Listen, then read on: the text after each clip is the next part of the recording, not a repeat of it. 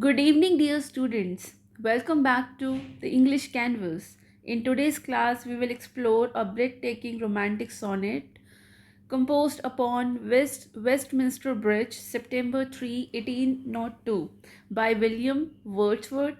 This poem beautifully captures the serenity of early morning London as seen from the Westminster Bridge. So it's a rare moment where the poet Wordsworth praises the city over the countryside. So stay with me as we break down the poem line by line, explore its imagery, structure, and deeper meanings, and link it to the romantic ideals. Perfect for the student of UPSC English Literature Optional, UGC NET, JRF English, BA and MA English Literature, and anyone who loves poetry deeply. So before we begin, don't forget to like this video if you are passionate about literature, share it with fellow aspirants and students, and please don't forget to subscribe to the channel for more poetry breakdowns, analysis, and exam oriented content, and hit the bell icon so you never miss a new lesson. So let's begin the lecture. Composed upon Westminster Bridge is a Petrarchan sonnet written by William Wordsworth in 1802, September 3, 1802.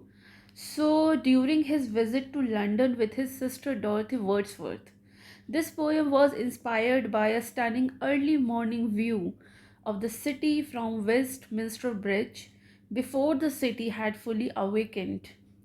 Unlike many romantic poets who preferred the untouched beauty of nature, Wordsworth here finds a sublime tranquility and harmony in a man made city, London bathed in the golden silence of dawn. The poem reflects his belief that even a bustling city can hold spiritual calmness when viewed in stillness, right? So it was published in 1807 and had since remained one of Wordsworth's most beloved sonnets, right? So let's read the poem line by line. So the first line is: Earth has not anything to show more fair. So the poet Wordsworth begins with a strong statement. He says that there is nothing on earth. Earth has not anything. It means earth has nothing on there is nothing on earth more beautiful.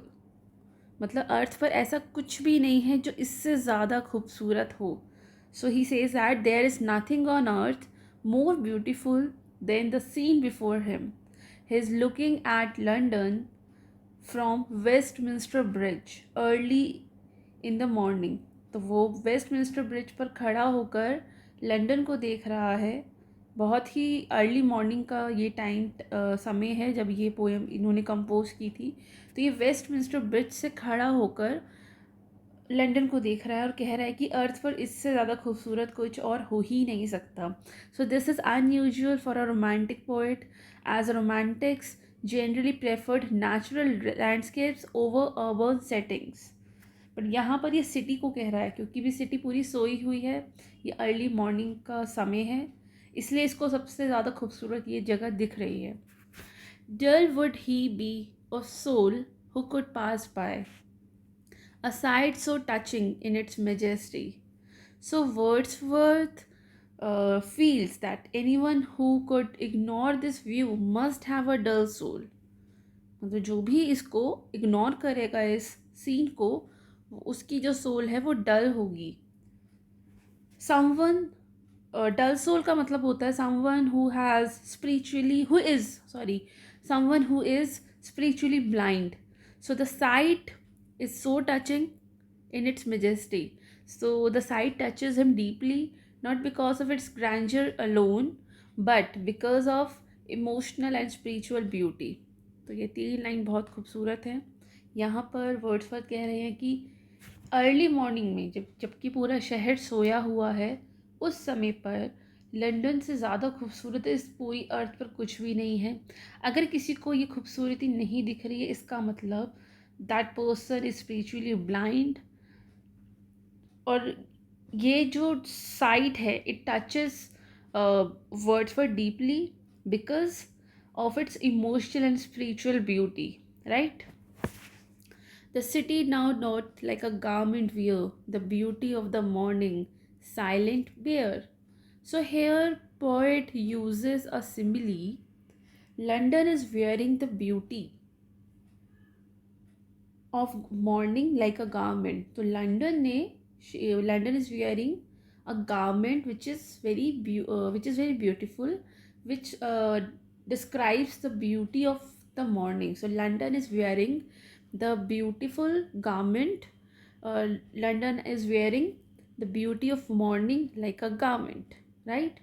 And the city is wrapped in tranquil light, that there is silence, and there is silence everywhere, and it's bare means without the noise. तो यहाँ पर बहुत ज़्यादा silent है, वो bear है, without noise है, smoke है वहाँ पर, एंड क्योज मतलब वैसे तो जो सिटी है वहाँ पर नॉइज़ होता है, स्मोक होता है, क्योज होता है डे टाइम का, बट अभी जबकि पूरा शहर सो रहा है तो ये ब्यूटीफुल इसलिए ही लग रही है सुबह, बिकॉज क्योंकि हर कोई इंसान यहाँ सो रहा है। और जो ये मॉर्निंग की जो ब्यूटी है, it consist peaceful and uncluttered, unclutteredness, and it is without noise, smoke and chaos of the day time, right? Ships, towers, domes, theatres, and temples lie upon unto the field and to the sky. So all the man-made structures, ये पूरा list है man-made structure का, ships, towers, domes, theatre, temples, ये सब man-made structure है city के. all the man-made structures of the city like the ships on the Thames river. जो ये वेस्ट मिनिस्टर ब्रिज है ये थेम्स रिवर के ऊपर बना हुआ है. सो जो शिप्स हैं थेम्स रिवर की, टॉल टावर्स हैं, और टेम्पल्स हैं यहाँ पर, थिएटर्स हैं, और डूम्स है, domes like saint Paul's cathedral. तो ये सब दिख रहा है सब कुछ. These man-made structures of the city are visible and open to nature. Open and to the fields मतलब open to nature, and there is no industrial smoke. और to and to the sky का मतलब ये है कि यहाँ पर कोई भी इंडस्ट्रियल स्मोक नहीं है. सो the city seems one with the natural world, unlike it's usual congested state, right? All bright and glittering in the smokeless air. So the absence of smoke, जो smokeless air है वो बहुत ही अच्छी है, लग रही है यहाँ पर. So this smokeless air, the absence of smoke from chimneys, since the city hasn't woken up yet, so the absence of the smoke from chimneys lets the building glow in the early morning sunlight. तो अभी जो धूप निकल रही है धीरे धीरे, उससे ये जो बिल्डिंग्स हैं, क्योंकि अब इसके आसपास स्मोकलेस एयर है, तो ये ब्राइट ब्राइट लग रही हैं और ग्लिटरिंग है. So this in the and these buildings are glowing in the early morning sunlight, and this line again emphasizes the purity and clarity of the moment. So it's a very rare moment for a city like London, right? Never did sun more beautifully steep in his first splendor, valley, rock, or hill. So, Wordsworth compares the view of the city to the natural scenery. He says, even natural landscape, जो natural landscapes हैं, जैसे कि valleys, rocks, hills, they have never looked as beautiful in the sunrise as the city does now. So this is a reversal of usual romantic sentiment and makes this poem unique. आपने अब तक जितनी भी romantic poetry पढ़ी है या आगे भी जो पढ़ेंगे, तो आप वहाँ पर देखेंगे कि जितने भी रोमांटिक पोइट्स हैं they are admiring the nature only. वो सिटी की बुराई करते हैं, सिटी की स्मोक को, वहाँ की पोल्यूटेड एयर को, वहाँ की पॉपुलेशन को, वहाँ के क्योस को, नॉइज़ को वो लोग पसंद नहीं करते. और वो नेचर को, वहाँ के पीस को, काम को वो लोग एडमायर करते हैं. इवन वर्ड्सवर्थ भी करते हैं. बट इस पोएम में यहाँ पर जो वर्ड्सवर्थ है वो, क्योंकि पूरा शहर सोया हुआ है तो वो यहाँ पर भी ब्यूटी देख पा रहे हैं. तो the central idea of the poem is where there is peace, there is calmness, there is मतलब जहाँ पर भी प्योरिटी है, there is clarity, there is purity, that place is beautiful. तो वो उसको अब एडमायर कर रहे हैं. So he they have never looked as beautiful in the sunrise as the city does now. So this is a reversal of usual romantic sentiment and makes this poem unique, right? Never saw I, never felt a calm so deep. So यहाँ पे ये देखो बोल भी रहे हैं Wordsworth. He expresses his personal, or he said that he has never seen or felt such deep calmness before in the city. This feeling of peace is profound and spiritual, affecting both his senses and soul, right? The river, the Thames River, um, Thames River is personified here. It it flows gently and freely, undisturbed, because there are no boats, no commercial activity yet, right? So this line suggests a freedom and grace,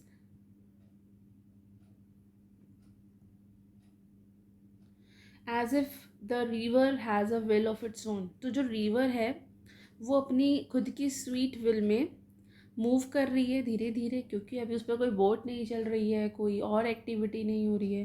तो river की जैसी मर्जी है वो वैसे ही flow कर रही है धीरे धीरे. तो रिवर भी यहाँ पर बहुत खुश है. तो यहाँ पर पर्सोनिफिकेशन हुआ है रिवर का. Dear God, the very houses seem asleep. So the poet exclaims here in wonder and addressing God, even the houses seems to be sleeping. The very houses seem asleep का मतलब है the even the houses seem to be sleeping, which gives the whole city a human quality. कि अब इंसान, जैसे इंसान सो रहा है ऐसे पूरा शहर सो रहा है, and this is a living entity at rest. So this line adds to the silence and serenity of the scene. And the last line of the poem is, and all that mighty heart is lying still. So the mighty heart refers to London itself, right?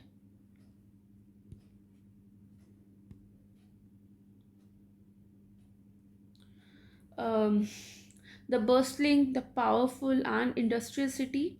London is bustling city. So, but right now, it is completely still, calm and peaceful. So Wordsworth captures a moment of spiritual silence in the life of a city for which is known for noise and activity, right? सो यहाँ पर हमने एक simile पढ़ी है इस पूरी poem में, like a garment. इधर एक second.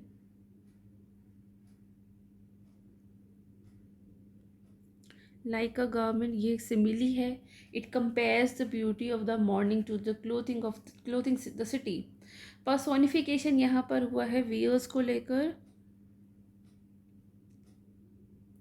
So the city the city wears the beauty, and river glide it's a house and seems sleep. So यहाँ पर भी ये personification हुआ है सिटी को, रिवर को और हाउस को. कि सिटी जो है उसने गारमेंट पहना है, रिवर जो है वो धीरे धीरे मूव कर रही है अपनी मर्जी से, और जो हाउस है वो सो रहे हैं. And there is hyperbole as well. जैसे earth has not anything to show more fair. So this is ये जो बिल्कुल फर्स्ट लाइन में है यहाँ पर हाइपरबिली है. So this exaggerated praise for poetic effects, and there is paradox. It is praising an urban scene instead of nature in a romantic poet. तो ये पूरी poem एक paradox है, right? So composed upon Westminster Bridge, this poem captures a rare and majestic moment of serenity in the bustling city of London. Unlike most romantic poems that celebrate nature and rural solitude, this sonnet praises the urban landscape, bathed in the soft golden light of early morning. Wordsworth stands on Westminster Bridge, gazing at the cityscape before the sunrise and experience an overwhelming sense of calm and spiritual connection. The river flows freely. The river flows freely, and building gleams silently, and the mighty heart of London seems at peace. So, through this rich imagery, personification, and a tone of awe, the poet reminds us that even a modern industrial city can possess sublime beauty if observed at the right moment.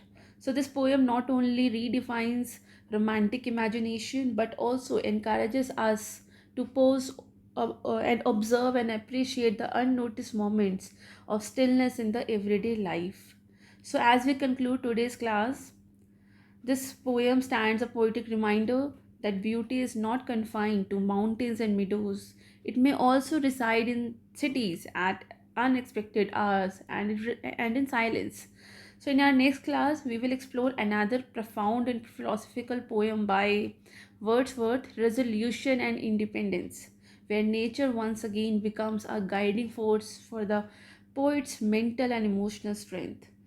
If this analysis helped you to understand the poem better, do give it a like, share it with fellow literature lovers, and subscribe to the channel for more insightful and exam oriented content on English literature. Don't forget, your support encourages the continuity of such enriching classes, especially for those preparing for UPSC English Literature Optional and other academic pursuits. Thank you so much.